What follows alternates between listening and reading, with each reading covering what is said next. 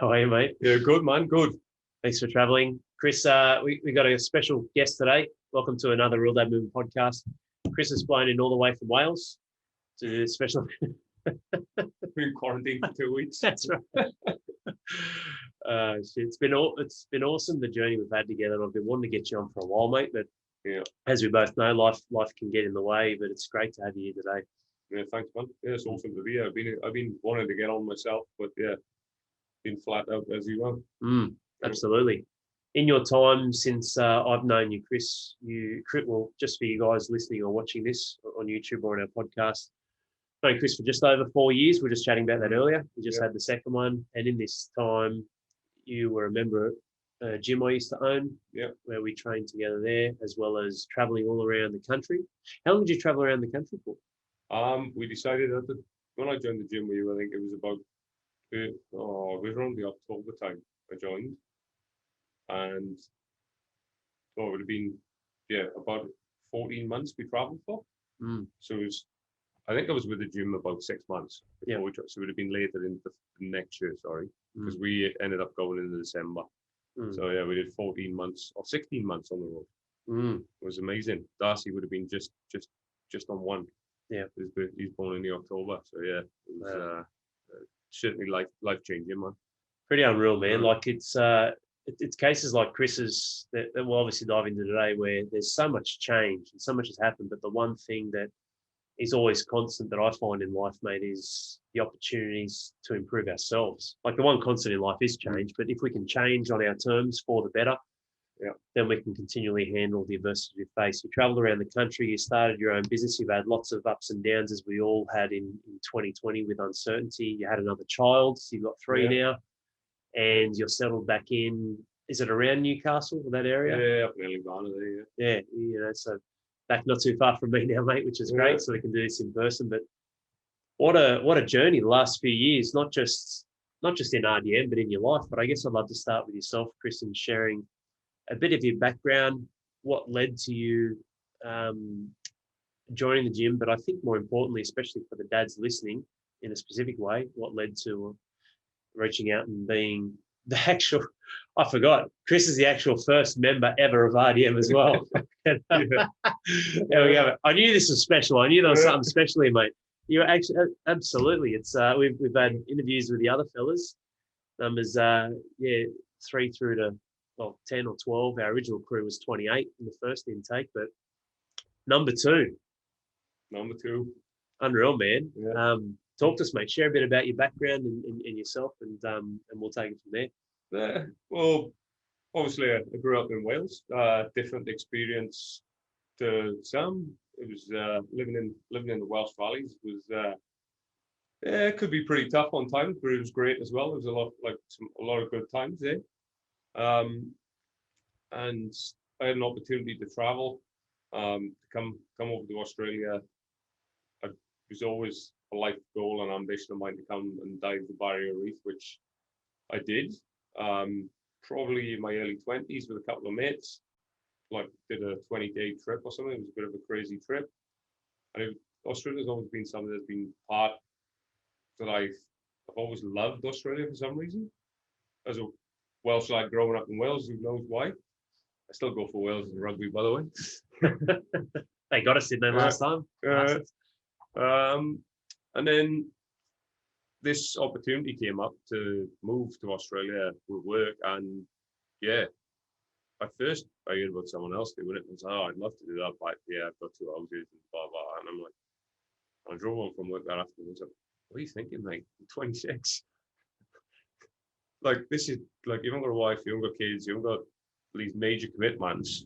You can go do it. And literally, I think I sent my CV to the fella Saturday morning, both going like buddy, and an interview on the phone on the Monday, and within 3 months I was on the plane. So it was good and pretty life changing. And in that time I met my wife, and we got together and did the usual thing. We bought a house and did the renos, and then decided to start a family.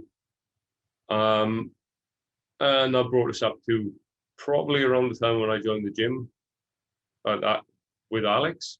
We'd already made the decision that we were going to sell the house at the end of the year. We'd been there about 7 years, I think, and wrap up and go and travel Australia. The mindset at that point was I was working big hours. We weren't seeing enough of each other, but Brooke was working as well. We weren't seeing enough of the kids, and I didn't want to spend all my time at work. So we're like, right, sell the house, put the money to one side. We had a travel budget that we could live off. When it got under a certain amount, we both worked and got to spend so much time with the kids and wife. Quickly learned that you get to know each other pretty well, and you're like, you need to leave and go for a walk before you really get. It's pretty funny because you could just sort of sense the other person get under pressure, and it's not until you're in that situation with each other 24/7 you don't realize you don't spend that much time together in normal life. So yeah, it's you learn you either really like them or you really don't. Pretty much. It's important too in human beings though. It's part of our makeup where we actually want not dependence, but we want independence, and then we also want that social or tribal feel. I was just researching about this. It's very interesting, mate. It's part of our DNA where we want that connection, but then we also want the ability to be independent and have our own time, which is important. So I could imagine that. Whilst I'm envious and I can't wait till I get the opportunity, because I will do the same like you did, travel around the country. Yeah, it's something that probably opens up your eyes, I'd say, for sure. Oh, massively. Like we took us 6 weeks to we set it our groove, and by that point we're you do it to get away from the normal routine and whatever, but we'd set the routine then, and the routine was important to us. Like we on the every second day we'd alternate. So Brooke would go for a run one day and I go running the next day. But that meant then the other person was doing the routine with the kids, do the morning breakfast and all the stuff. So you're getting away from that mundane thing. And we were pretty fluid in a lot of other ways. Like we never planned where we were going. We'd do the research the night before. If we got there and we liked it, we'd stay. If we didn't, we'd look up and go. And if we got there, we went places for lunch and we ended up staying 3 nights. You know what I mean? It was, so you've got to have that flexibility in that circumstance, but you also need some sort of routine there for both of you, I think. Especially with the kids. And I remember you saying Das is full of energy, like he's demanding boy. He wasn't walking when we left. So that made life a bit easier at the start. Yeah. But yeah, he's very energetic. He's probably getting to a point now where he's still got heaps of energy, but he's in a real good place at the moment where he can make a decision for himself, and you can hold him up and say, mate, if you do that, this could happen. If you do that, this could happen. And like, oh yeah, so I can see that's the wrong thing and that's the right thing. But we're really working out angle with him a lot, and we're getting there slowly. But yeah, he's a good kid, man. He's very loving and kind and caring, but he is very energetic and crazy and doesn't realize what he's doing sometimes. Doesn't think it through. I'm not sure where he gets that not thinking it through thing. Is it an Australian thing or a Welsh thing, mate? No, I think it could be a bit of Welsh. What's the culture like in Wales compared to here? Like, what was that like for you just before we obviously continue on with the journey? Yeah, I'm interested to know. In terms of values, even parenting, communities, work ethic, struggles, or everything, mate. Yes, look, it is different. It's definitely different. Like, growing up in the Welsh valleys, we come from villages, mining villages. They're very hard-working people. It's probably a little bit of what's the term you use here? The tall poppy syndrome there, where every person will work hard. If you were on the bones of your ass, they will help you, and they'll be like, they're so giving and so forthcoming with stuff like that. But if people start to rise up, there's probably an element of the tall poppy syndrome where they don't see that as it's not as acceptable. You probably get more acceptance if you're on the bones of your ass. Do you know what I mean? Which is crazy. That's unreal, isn't it? So there is that element of it. And there is a little bit, like, now I'm away from Wales and Australia's home essentially for me. We go back and see my family every couple of years. My wife's an Aussie. We've had discussions on it, and there is an element of looking at the negative side as well. I got to be honest, and I got to be honest myself. I was a very negative man in many respects growing up and what have you. But yeah, more of a negative than a positive mindset for sure, which I've worked on a lot. But I mean, the culture is good though. Like the culture's, I don't know how to exactly put it into words, but it's almost like a team. There's a lot of team and community spirit, if you like. Where everyone looks out for each other, everyone helps each other, and there is that element of things for sure. Yeah, and that's an important thing. But it's interesting though, isn't it, when you look at the community aspect, but then you look at maybe not tribe, but having inner circles or groups or networks, which Australia is exactly the same, man. Whether it's a tall poppy or a slight towards negativity, it just seems to be a part of a lot of people's everyday lives where there's there's no saber-tooth chasing us anymore. Why are we always looking on the air of survival by adopting the worst case scenarios every day? Like, I get it when there's risks or decisions or opportunities. You need to weigh up the pros and cons, just like you mentioned with Darcy. But a lot of the time, mate, the common thread for people is not even with decision-making processes, through their natural train of thought, negative emotions coming through. I did a coaching session on this the other day, and it's a natural state, funnily enough, if we're not actively engaged, goal-orientated, and aware of our consciousness in the now, which then can create the subconscious recording. The subconscious recording takes over, and it's always that element of, slightly negative, which I've had, mate, from my dad, brothers, people close to me as well. Training when you're around for a long time, when you see the other side, like what obviously you've been exposed to with how I operate in RDM. What led to you? You came back and then you trained in the gym for a period of time again, didn't you? Is that right? When you came back from Australia, did you rejoin the gym, or you were part of RDM? I didn't end up rejoining the gym when I came back. You just stayed with. I stayed with RDM, but I did come and train a couple of times. Yeah, I was talking to you and you're like, "Oh yeah, just come in, man," because you just like we came back because we found out we were pregnant with Mabel off our travels, and you're like, "Oh yeah, just back in," and I was like, "Oh, I don't know whether I'll join or not." And you're like, "Mate, you're living in a shed at the back of your in-laws. Work out what you're doing with your life first, and then let's talk gym membership." And I was like, "Yeah, right." And obviously I was still involved in the group, and then when we bought the house in Avaliable, I basically looked at the workload I had and whether I had time to come to that gym or could I just go to the gym around the corner and still follow train size apps.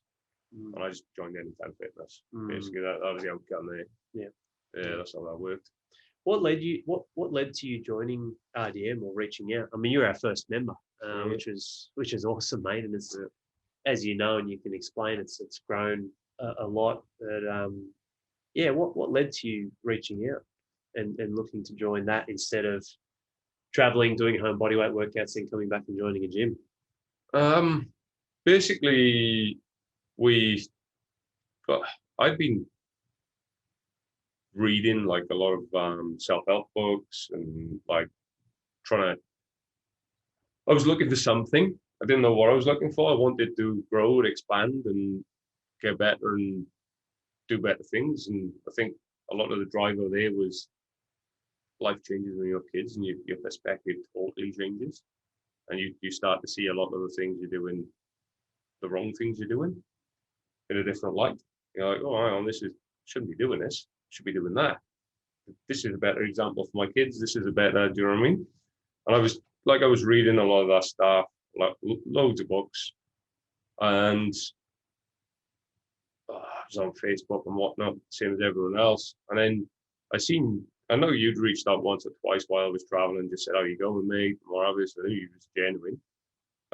And then I seen you change to your profile thing to founder of RDM or something. And I was like, oh, that's interesting. And then a couple of weeks later, I seen it again. I was like, I wonder what that is. And then I just shot you a message on Messenger and said, oh, what's RDM, mate? And you're like, oh, you got time for a call? Again, he was pretty straight up forward. Give me a call. I'm like, yeah, right on. So we set up a call and yeah, we got straight into it. And I was like, whoa, I wasn't expecting this. And then I remember a call because I was expecting like a chat. So I had the kids at the pool. I was watching the kids and then we were on chat. And then I had someone come in to fix something in the caravan because that had broken. So I was literally on the phone to you, trying to wrangle two kids at the time. And I was like, yeah, this is hectic because Brooke was at work. And we went through the call. I think I had to cut the call and then ring you back. And then I did that later on. And yeah, that was it. Like once you said, I think it was a 28-day challenge we did in the beginning. And we went through that. And yeah, that was definitely, that got me. Like that helped me straight away because it was like, right, this is good. This is awesome. This is changing a lot of the way I think. It's making me look at not just diet and exercise, it's making me look at a lot, like the whole aspect of my life and start to think about all of them things. And yeah, I remember we did the 28-day challenge. That was all done and dusted. And then the email came out. And I remember sitting. We were, by this time we'd moved the caravan. We were out Alice Springs way somewhere. I remember the kids were in the pool and sat talking to Brooke, and I was explaining like the email had come up, and I'm like, yeah, I think I'm going to join this RDM. And she's like, well, I'll tell you now, that's not in our travel budget. And I went, yeah, I know that. She's like, I'm just going to leave it at that. It's not in our travel budget. And I was like, righto. So should we go any further? And she's like, I'll be annoyed if you go against, not against, if you do, because we haven't budgeted for this. And I'm like, okay. So I joined. It was like that. Oh, look at that aspect with Darcy. That's right. When he does the wrong thing, I'm like, oh, well. Don't think just do it. Yeah. This is your father. Yeah. But yeah. So yeah, I joined, man, and that was it. Didn't look back. Yeah, pleased that they did. It did. Like it was great, but it did sort of stop a few things that we were already doing, which I can understand where Brooke was coming from a bit. Like I stopped drinking as much and what have you, and that was like something that we used to have a drink together most afternoons once kids were in bed and whatever, and like that was the journey we were on at the time. We were meant to be having this long holiday. And I changed everyone's diet in the caravan, so the food budget went up a little bit. But you know, we got there, and I think she sees that I was pretty committed to it, and I followed it through. So yeah, there's a lot of value, mate, to making commitments and then finding the way. If you know something's, and make credit to you, because under that type of pressure, not just from the wife, but from weighing everything up as we do, as men wearing all the different hats and having responsibility in life over more than just ourselves, we too often find ourselves looking at what the safer option is in general. A lot do. So credit to you, mate, for not just having the balls to pull the trigger, but to be resourceful enough to make it work. And it is hard. I can see that shift when there's a cultural understanding, say with your wife, having a few drinks in the afternoon. That's what you do. That's your time. That's a trigger and a habit which creates the perception of bonding, and you save money here, but you spend more there with food and nutrition. And obviously your investment in RDM. It's something that I find, and I'm similar to you, mate. Like I'll commit if it's aligned with me and my gut says yes, I'll commit and then I'll find a way. And I don't know if that's the right or the wrong way.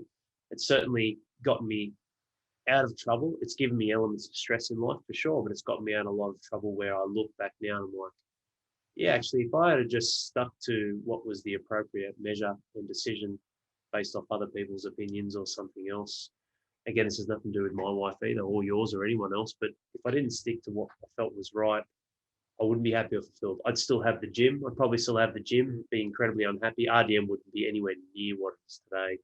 Because when it comes down to something it's important, you're invested in it, you've got to go all in. You can't not, mate. Whether it's your children, your work, or your own body.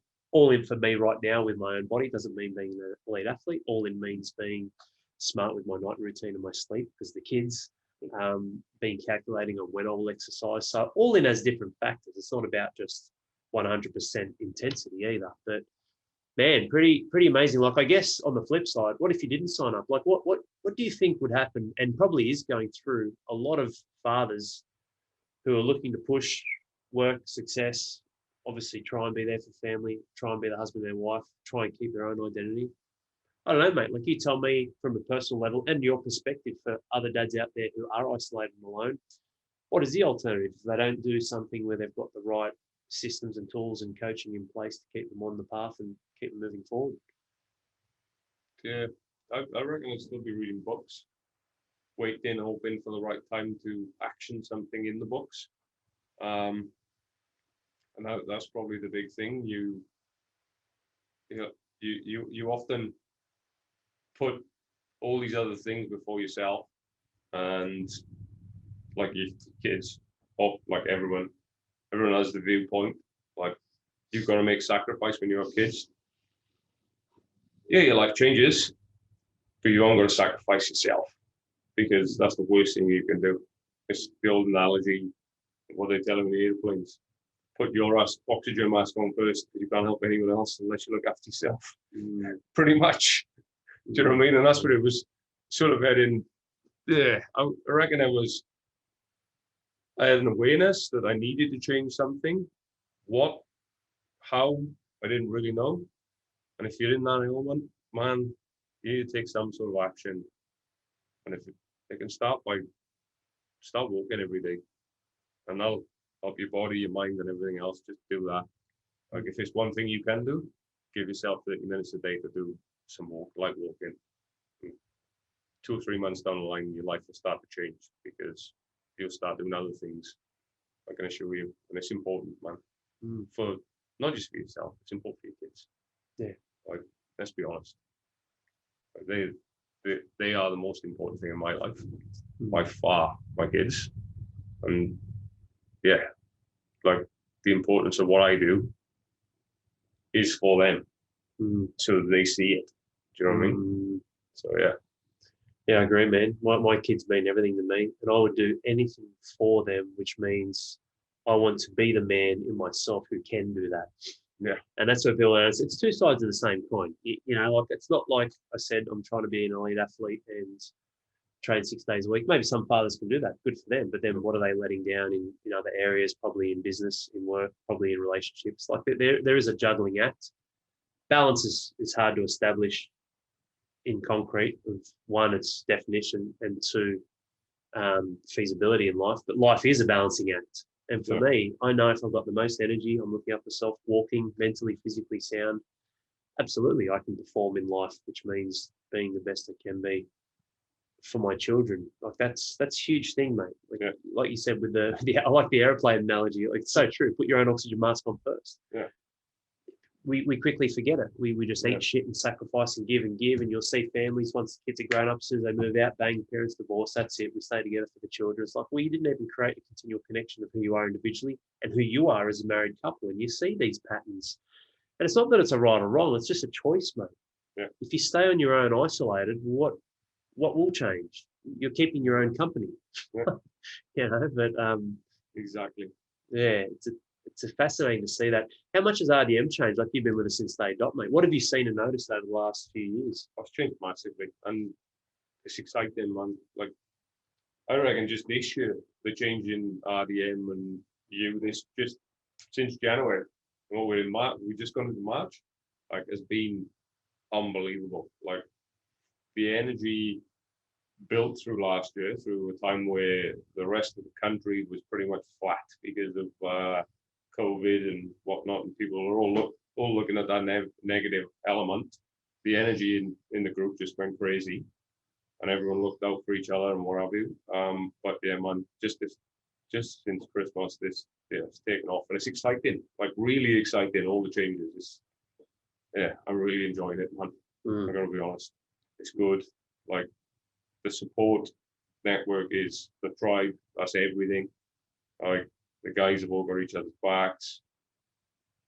You're constantly, just at the end of the day, it's like anything in life. There's no set or forget. I can see you're constantly looking at different avenues, not just looking at different avenues to make it better, to grow it, to make it more user friendly to the guys, so they can move forward and grow. And man, it's awesome. It's really good, man. Feel like it's something that's exciting, mate. You know, even right now, like those who might be listening to this and not watching, obviously, I've got the High Performance Father, the Championship Journal. Chris has his copy. Yeah. And we've got our habits and performance mindset coach. Yeah. Drew, who's actually with us in the office as well, working through his stuff. They can't see you, mate. But yeah, that's right. Yeah. We'll save you for another episode, mate. I'll buy my phone. Yeah, that's right.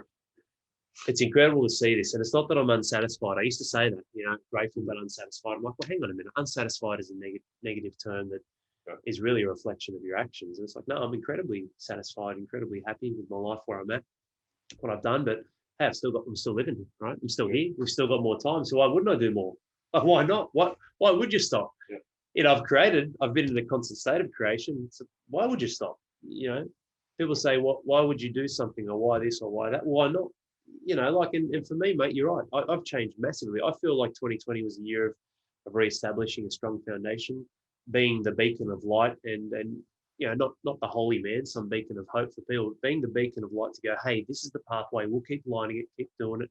We've got your back, and that's what we did in RDM. There are ups and downs like there is with everyone, but it set the stage for ultimately what I feel like in the first 2 months of this year has equaled the level of growth that all of 2020 gave me in a different way, because we've got the foundation and we're building different assets really to the man and what he needs. The journal just being another one of them, and not some pissy journal where it's just a bland vanilla approach from, you know, habits or mindset coaches who aren't even fathers, and there's plenty of them around. It's actually specifically done for dads. It's exciting, man. But how does this help? How does this help you in your life, though, Chris? Like, I like sharing your journey, and the other fathers who've been on this. Like, you've got 3 kids that are almost under 5, just like mine. So we're almost mirroring each other with kids, young family, stress, chaos, looking after our wives. Women go through incredibly challenging battles mentally, regardless of what support networks they have when they have kids. I believe every female and a lot of males go through some level of, I don't want to use the word depression, but it's a depressive state and a depressive feel of emotions. Definitely, everyone does. You're a liar if you deny that, myself included, when Stella was born. So how does this help you? Like, how do we serve you? I know you love RDM, you live and breathe it, you're a member for life. But how has this and how does this serve you with yourself, your family, your relationships, your work, your kids? I think I've always been someone who's ambitious and driven and everything else, but this gives me direction and guidance in which is important to go with them aspects, because otherwise what are you driving at? Do you know what I mean? So it's helped me to actually just take a breath, have a look at where I'm at, have a look at where I want to get to, step out how it works together, what I've got to do together, and look at the important parts. And I'll use a simple analogy. I went to my boss at work the other week. I sat down and I went, oh, I know we got this massive project that we might get next year. I want to be project manager. I want to get to that level. I know I need to work on a few areas. Can you tell me what I need to work on together? But I've also backed that up with action when I've started a project management diploma, which I've been managing projects and working in projects for 10 years. But I'm like, right, let's get a qualification to my name as well and show action to other people that I'm serious about this. I'm not like, this is what I want to do. This is where I'm going. So I'm going to get this diploma done and dusted as well before the end of the year. And like I sat down with Brooke about it, and we had a good conversation. And I went, right. She's like, yeah, right on. If you want to do it, do it. When are you going to do it? When are you going to have time? it's like there's never ever going to be a good time. We've got 3 kids. We'll just have to make time. Simple. I said, so, you know, we'll be getting up on a train 3 times a week now. The days of the trial, I'll be getting up at 4 as well. I'll be studying. Simple as that. And she's like, right, righto. So RDM helps me in having more awareness, having more vision, and actually having the tools to sit down and strategize things and change things and plan things. And because life does change all the time, man. Like, definitely. And there's chaos all of the time. There's days where there's good days where things just go to plan, and you know, everything goes swimmingly. The kids listen, like everything's awesome. It's all fluffy and good, and that's probably 10% of life. Yeah, and the other 90% of the time it's chaos, but it's good. Like, you know, it's good chaos. So you just got to be prepared for that, and that's good. Like, RDM helps with, even when there's chaos, you're still moving forward, and you still know where you're going. If you're on a really down day, you can jump in the group and have a chat with the boys, and soon get lifted back up. Do you know what I mean? There's all these different elements and aspects that help move you forward. And we're all going through similar things, or a lot, like some of the dads that are a bit older have been through a lot of these things as well. You can draw on their knowledge, so it's good. Yeah. Yeah, appreciate that share as well, mate. I couldn't agree more. Like everything I've been diving into from the start of this year, which is why we're accelerating so much, is power of focus and the outcome of habits. And the outcome of habits is using the power of focus. What's the most important thing? To create systems. So that's the order of how you do things. That's important. You can have the greatest intentions and plans, Chris, but if you do them in the wrong order, it can fuck you up. Like all of us, whether it's your kids or your work. It's got to be done in the right order. It's got to have the right mental approach. That's behavior, your behavior, how you mentally turn up to what it is that you're going to do, the right patterns, which is how often and frequently you execute, which becomes autonomy, your habits. So when I'm looking at my life and how it's, you know, increasingly become difficult over the last 6 weeks with kids multiple times in hospital and building new programs and evolving our program and creating this journal, it's a case of pulling together, focusing on the most important thing and building a system around that, and then creating a habit out of that. This HPF journal is something I've planned for probably a proper journal for 4 years. And through that power alone, I almost from scratch, obviously I have a lot of notes and I've got the other books that I've done and the courses, and we've got a shitload of content from you guys and it's helped us learn. I created that in a week and a half. Like when you go through, and like I said, a lot of you might see a snip of it, me showing it off on Facebook and whatnot. But when you go through that book, man, it's pretty fucking comprehensive. Week and a half. People have no idea. Getting the margins lined up, getting the spacing right, getting the type of words, the font, like creating the flow, the reviews, the types of questions you need to ask, the way that you score yourself, having QR codes in there. Like there's a fuckload in there, man. But having direction and focus is very important. Otherwise, you just end up pissing in the wind, and it's becomes a dangerous path because you lose not only who you are because you find you're drifting, but who you also want to be. Yeah, definitely. You know, definitely for your family and yourself. But it's awesome that you're making time to do what you want. It's called Einstein time. People say I don't have time, or I need to, you know, it's going to take too much time, or I don't have the amount of time I can do it today, or that's going to take too long, or it's too hard. It's like, it's all bullshit, you know. Like it's almost like time is some sort of big master just driving this slave train and whipping us. It doesn't work that way. You know, like I can like yourself, I can do a course and wake up at 4 a.m. every single day and not train 3 days a week. And I'll be more on top of the course. But what's the cause and effect? That's all it is. That's all it comes down to. Yeah. You don't have to spend any time with your kids and your wife, and you can do your entire diploma and work through that. But what's going to be the reaction or the chain reaction that comes from that? So there's always time, and that's something that you will notice that we've done lately with checking your phone, your screen time, where you're actually spending it, going through even some of our old podcasts, sedation and distraction, technology, drugs and alcohol, all of that. People don't realise, mate, and I'm very aware. And I don't know if you saw one of my charge ups when I compared one of our Sunday charge up sessions. I compared middle of January to middle of February, went from 5.5 hours a day to 2.5. Like it's 20 hours a week. And I got my shit together. Yeah. Imagine those who don't, but they whinge they don't have time. I never miss charge up, but always up watching on Monday on the way to work. Well, I don't watch it, I'm driving. I listen. Police officers listening to this. Chris's addresses. It's fascinating to see that even when you get, and again, it's nothing against your wife, mine, anyone's wives, children, or bosses or employees. It's always interesting when you get resistance on your inner circle, how that can influence you. And then you still find a way to make it happen. There'll be times where my wife will be like, hey, you've been working really hard, you should relax. I'm like, why? I feel amazing. I'm training 3-4 days a week. I'm creating space. I've got my night rider. I'm going to bed. I'm not looking at technology or phones late at night. I'm waking up the right way. Yeah.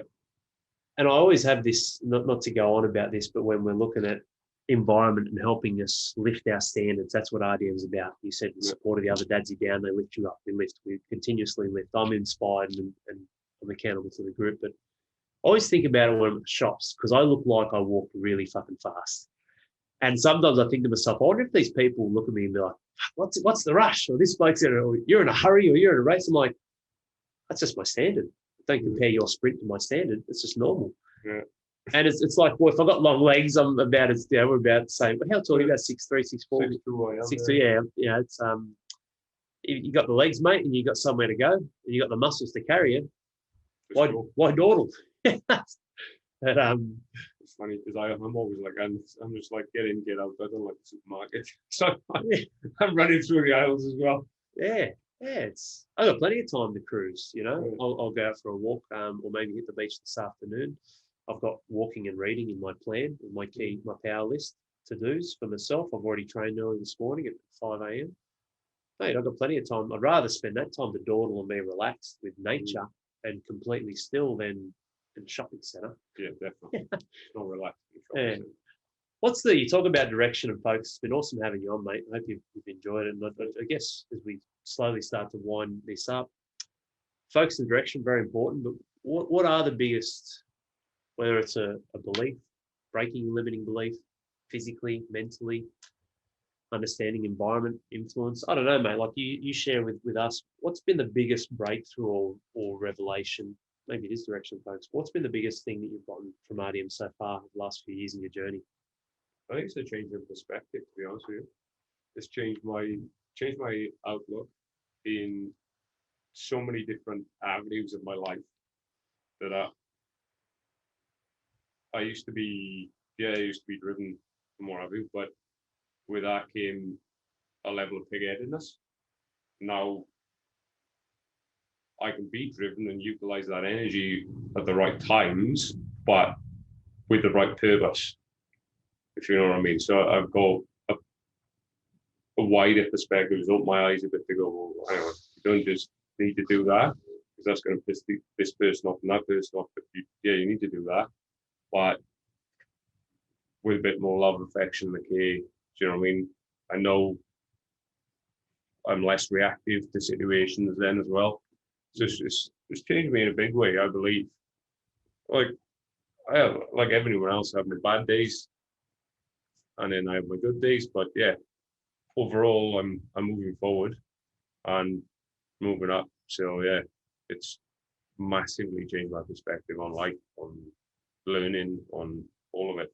To be honest, at a fundamental level, nothing separates us, man. And any of you guys who aren't part of RDM listening to this or watching this on YouTube, nothing separates us.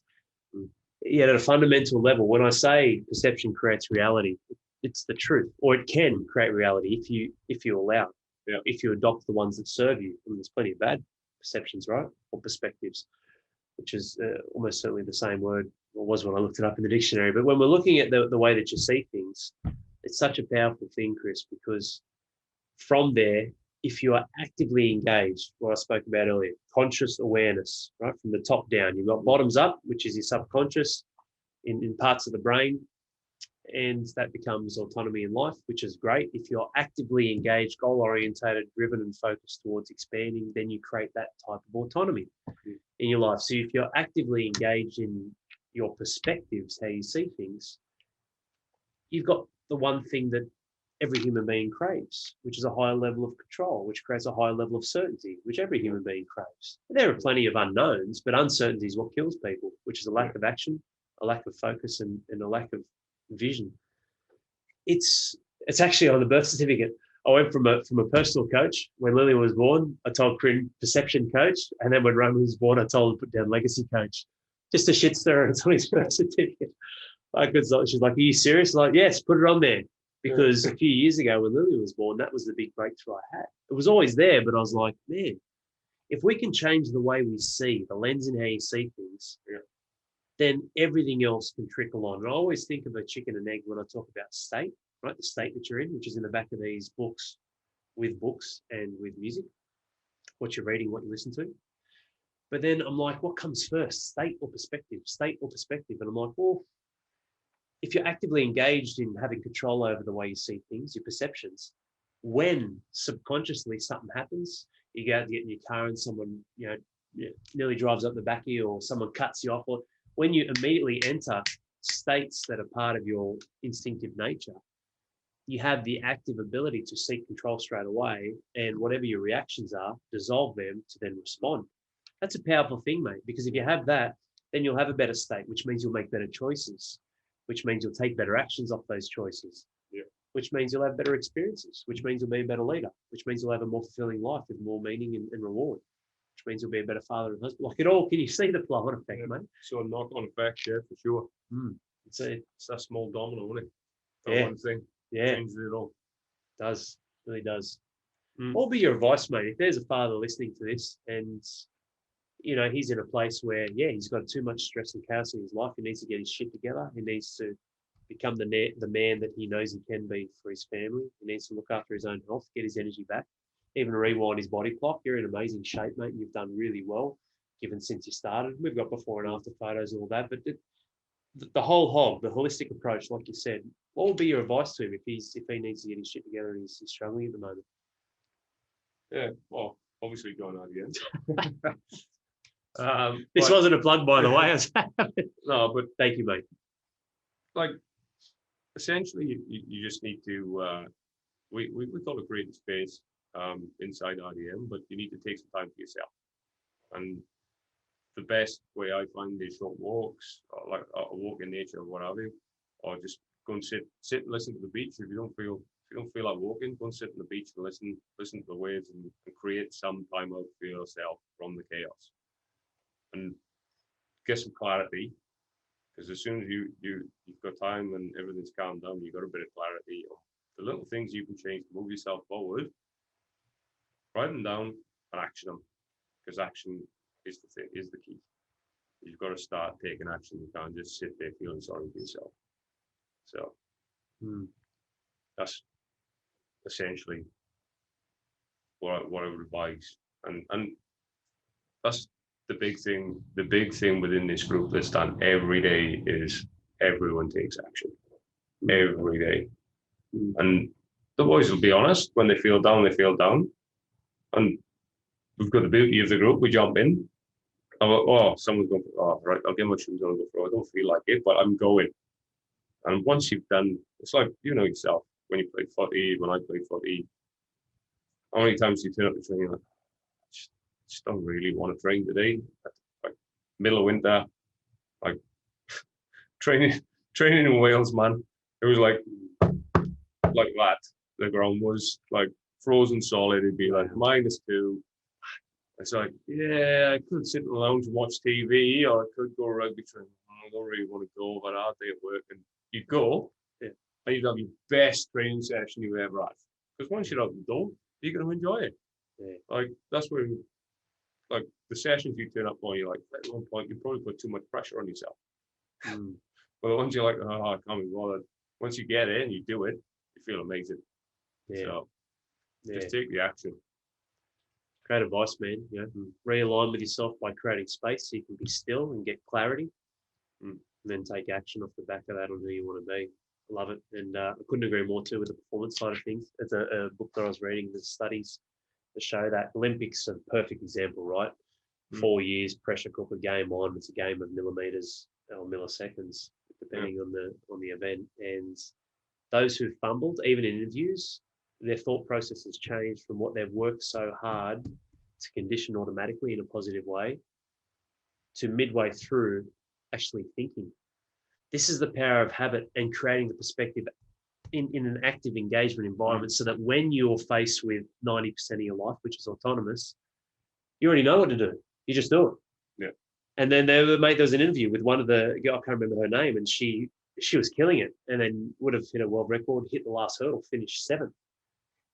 She thought about her hip and felt she needed to, this is during a running race, felt she needed to open up her hip more and wasn't reaching as far as she could on each hurdle. There's a feeling she had around the 6th hurdle.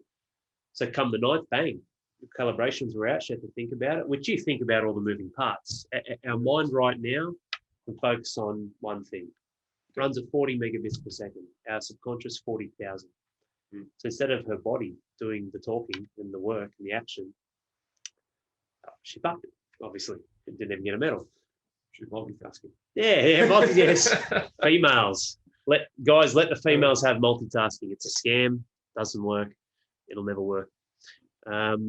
What you're actually doing is transitioning in rapid transitions from one thing to the next one thing. So people will disguise it as multitasking, but it's actually one of the biggest killers of progress and performance in life. Mate, great advice. Awesome having you on, brother. Thanks, man. Thanks for having me. Yeah, it's been a great chat to, I guess, bring together the last few years where a lot of things have changed in our lives. Yeah, both of our lives, and to continue on the journey together, man, is awesome. It's what I love. It's humbling. It's what brings purpose to my life. My environment's important too, and when it's filled with legends like yourself, I fucking love it, man. I love what I do. Thank you, man. Yeah. It's worth it. So big 2021 ahead, mate, where we continue to rise and keep moving forward. Yeah. And thanks for having us, and thanks for making a difference, man, for all of us. Appreciate it.